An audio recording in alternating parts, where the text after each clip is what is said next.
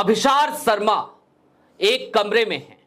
उनके सामने एक ऐसा शख्स बैठा है जिसे वो 20 सालों से जानते हैं और तभी अचानक से कमरे के भीतर एक आदमी की एंट्री होती है। उसके एक हाथ में नोटों का एक बंडल है तो दूसरे हाथ में एक ब्राउन कलर का भूरे रंग का लिफाफा। वो नोटों के बंडल को लाकर मेज पर रख देता है और इसी बीच में सामने बैठा शख्स उठकर कमरे से बाहर चला जाता है। ये वो आप बीती है जो अभिसार शर्मा ने सुनाई, लेकिन इसके पीछे की वजह क्या है? कौन है जो चाहता है कि पत्रकारों को या तो डरा दिया जाए, धमका दिया जाए या फिर कि उन्हें खरीद लिया जाए?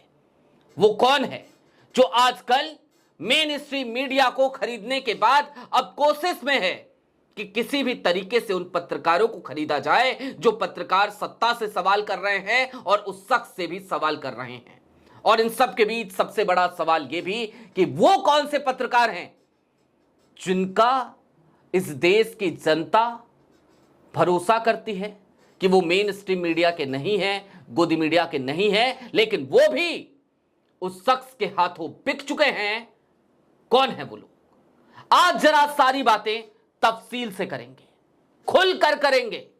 अभिसार ने जो बातें कही हैं उनमें पर्दादारी बहुत है, लेकिन आज इशारों इशारों में सही कई पर्दे हटेंगे। नमस्कार, मैं स्वप्निल और आप मुद्दा देख रहे हैं। आज बात अपने पैसे की करनी है और आपको बहुत कुछ बताना है। अभिसार के साथ जो गुजरी उस पर तो बात करेंगे ही, लेकिन उससे भी ज्यादा जरूरी यह समझना है कि कैसे इस देश का अल्टरनेट मीडिया भी आज की तारीख में शिकार हो चला है पूंजीवाद का। लेकिन उससे पहले एक छोटी सी अपील है। 2.5 साल पहले हमने एक प्लेटफॉर्म शुरू किया था, मुद्दा। यूट्यूब पर चैनल था। 2.5 साल में एक ठीक ठाक सब्सक्राइबर बेस बनाया। 2 महीने पहले वो चैनल हमसे छीन लिया गया। उसके बाद हमने नई शुरुआत करी। ये नया चैनल है उसी नाम से। जो पुराने मुद्दा के दर्शक हैं वो जानते हैं। दोस्तों, इसी बीच में हमारे मेन बैंक अकाउंट्स भी फ्रीज चल रहे हैं। जब पुराना मुद्दा चैनल चल रहा था उसी वक्त यह घटना हुई थी। जाहिर सी बात है, मुद्दा इन दिनों आर्थिक संकटों से गुजर रहा है। यदि आप सक्षम हो, यदि आप चाहें तो छोटी छोटी मदद मुद्दा की जरूर कीजिएगा। हमें फिलवक्त आपकी मदद की जरूरत है। इसके लिए आप स्क्रीन पर दिख रहे क्यूआर कोड या फिर के नीचे दिख रहे यूपीआई नंबर का इस्तेमाल कर सकते हैं। अब आगे बढ़ते हैं और सबसे पहले तो अभिसार की आप बीती की तरफ चलते हैं। अभिसार शर्मा इस देश का एक जाना पहचाना चेहरा, एक जाना पहचाना पत्रकार, मेन स्ट्रीम मीडिया में किसी जमाने में चमकता हुआ सितारा। अभिसार ने मेन स्ट्रीम मीडिया को छोड़ दिया या फिर कि छोड़ना पड़ा, इस पर फिर कभी बात करेंगे। अभिसार डिजिटल पर आए। कई चैनलों से, डिजिटल चैनलों से उन्होंने करार किया, वो काम किया करते थे। उन्होंने अपना भी एक प्लेटफॉर्म बनाया। उनके प्लेटफॉर्म पर उनको लाखों की तादाद में लोग देखते हैं। अभिसार शर्मा के पास बीते कुछ दिनों से लगातार एक फोन कॉल आ रही थी। आज की तारीख में अभिसार के ऊपर जो कानूनी सिकंजा कसने की कोशिश है या जो पहले की गई, उनकी बात मैं नहीं करूंगा, वो अभिसार ने कर रखी है। लेकिन बीते कुछ दिनों से अभिसार के पास कॉल आती रही। किसकी? एक ऐसे शख्स की जिनको वो 20 सालों से जानते हैं। और अभिसार को यह भी पता था कि वो जिस ऑर्गेनाइजेशन में काम करते हैं वो ऑर्गेनाइजेशन परेशान चल रही है, उसे परेशान किया जा रहा है। शायद यही वजह थी, यही सोचकर अभिसार ने मिलने के लिए हामी भर दी।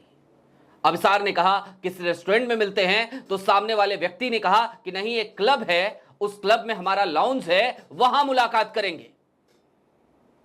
अभिसार चले गए, मुलाकात की, जाकर बैठे और जब बंद कमरे में उस व्यक्ति के साथ अभिसार बैठते हैं तो फिर पता क्या चलता है?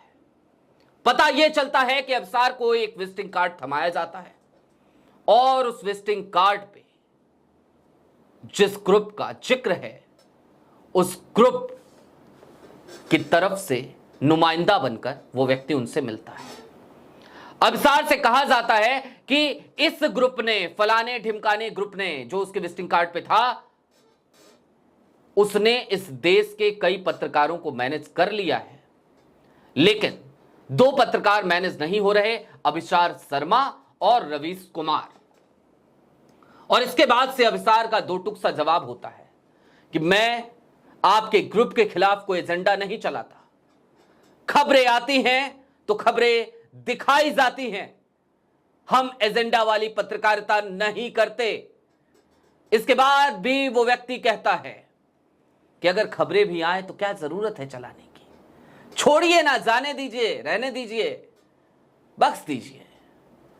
अभिसार मना कर देते हैं और इसी बीच में उस बंद कमरे का दरवाजा अचानक से खुलता है, एक आदमी अंदर आता है, उसके हाथों में नोटों के बंडल होते हैं, एक हाथ में ब्राउन कलर का लिफाफा होता है और वो बताता है कि उसने कितने लाख रुपए लेकर वो आया है और उसके बाद उन पैसों को वो मेज पर रख देता है। और जैसे ही वो पैसा रखता है, सामने बैठा शख्स जो अभिसार के सामने बैठा है, वो कहता है उसे एक काम है, वो तुरंत आया। वो ये कह के कमरे से निकल जाता है। अभिसार चौंक जाते हैं, परेशान हो जाते हैं, दिमाग में कई ख्यालात चलते हैं और उन ख्यालातों में एक ख्यालात ये भी कि कहीं ऐसा तो नहीं कि अभी कोई रेड पड़ने वाली है, मुझे फंसाने की साजिश की जा रही है, मुझे बदनाम किया जाएगा। और इन्हीं ख्यालातों में अभिसार कमरे से बाहर निकल जाते हैं, अपने दोस्त को फोन करते हैं, बात करने लगते हैं। तभी अचानक सामने वही शख्स जिसने मिलने के लिए बुलाया था, वो सामने आ जाता है। अभिसार कहते हैं कि मेरे बेटे की कॉल आ गई, मुझे जाना है। वो शख्स इनका हाथ पकड़ता है, अंदर लेकर आता है और उसके बाद से कहता है कि कॉफी पी लीजिए। कॉफी आती है, अभिसार 2-3 सिप कॉफी पीते हैं और वहां से चले आते हैं। लेकिन ये जो कुछ भी हुआ अभिसार के साथ, ये क्या था और इसके पीछे कौन लोग थे, चलिए कुछ इशारे कर देता हूं। इस देश में एक मीडिया हाउस था, एक मीडिया हाउस जो लगातार सत्ता से गोदी मीडिया के काल में भी सवाल कर रहा था। उस मीडिया हाउस को कर्ज के दलदल में फंसा दिया गया और देखते देखते वो मीडिया हाउस देश के एक बड़े उद्योगपति के पास चला गया। सामने बैठा शख्स कोई और नहीं, उसी उद्योगपति का नुमाइंदा था। और उस उद्योगपति ने इस देश के कई डिजिटल प्लेटफॉर्म्स, ऐसे डिजिटल प्लेटफॉर्म्स जिनसे आप उम्मीद करते हैं कि वो सत्ता से सवाल कर रहे हैं, वो तमाम डिजिटल प्लेटफॉर्म्स आज की तारीख में उस उद्योगपति को लेकर एक सवाल नहीं करते। जानते हैं कि उसके पीछे कारण क्या है? कारण बड़ा सीधा सा है, क्योंकि वो मैनेज हो चुके हैं, कॉम्प्रोमाइज हो चुके हैं। उनके यहां के रिसर्च की टीम का कोई बंदा, हालांकि छोटी टीम्स होती हैं सबके पास, और एक पत्रकार तो ऐसे भी हैं जो खुद ही रिसर्च कर रहे होते हैं, वो भी मैनेज्ड हैं। पता है क्या किया जाता है? अगर कोई खबर ऐसी आ भी गई, किसी ने कही भी कि इस पे काम करना चाहिए, तो कह दिया जाता है कि फलाने कीवर्ड सप्रेस है, यूट्यूब पे व्यूज नहीं आएंगे।